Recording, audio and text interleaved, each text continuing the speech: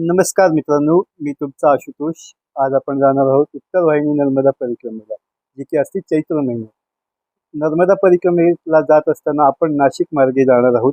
नाशिकमध्ये आपण पंचवटी घाटात जाणार आहोत, जे की नाशिक गोदावरी नदीच्या काठावर वसलेली एक पंचवटी आहे. ही पंचवटी अत्यंत आध्यात्मिक आणि ऐतिहासिक आहे.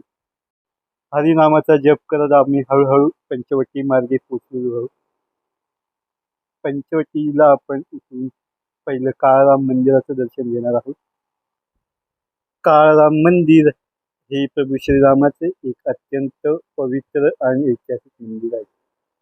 1782 ते 1790च्या दरम्यान सरदार ओडेकर यांनी हे मंदिर बांधले आहे. श्रीरामाचे मंदिर हे काळ्या पाषाणातील दगडाची मूर्ती आहे. पेशवेकालीन सरदार ओडेकर यांनी एक स्वप्न दृष्टांतानंतर जुन्या लाकडी मंदिराच्या जागी काळ्या पाषाणाचे हे भव्य मंदिर उभारले आहे. मंदिर बांधण्यासाठी सुमार 12 वर्षे लागली. हे मंदिर हडप्पा शैलीतील बांधलेले असून मुख्य कळस 70 फूट उंचीचा आहे आणि हा कळस सोन्याच्या पत्र्याने मंडवलेला आहे. मंदिराला 17 फूट उंचीची तटबंदी आहे.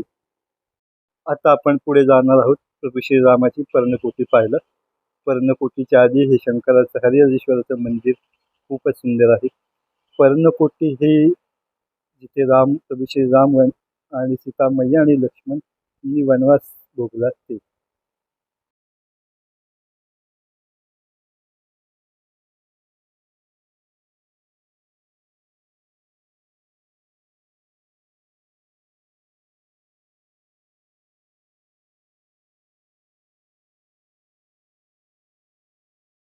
ईश्वराच्या रूपात म्हणून ओळखल्या जाणाऱ्या या कपालेश्वर महादेवाचे मंदिरचं दर्शन घेतल्याने आपल्याला 12 ज्योतिर्लिंगाचं दर्शनाचे पुण्य लाभते.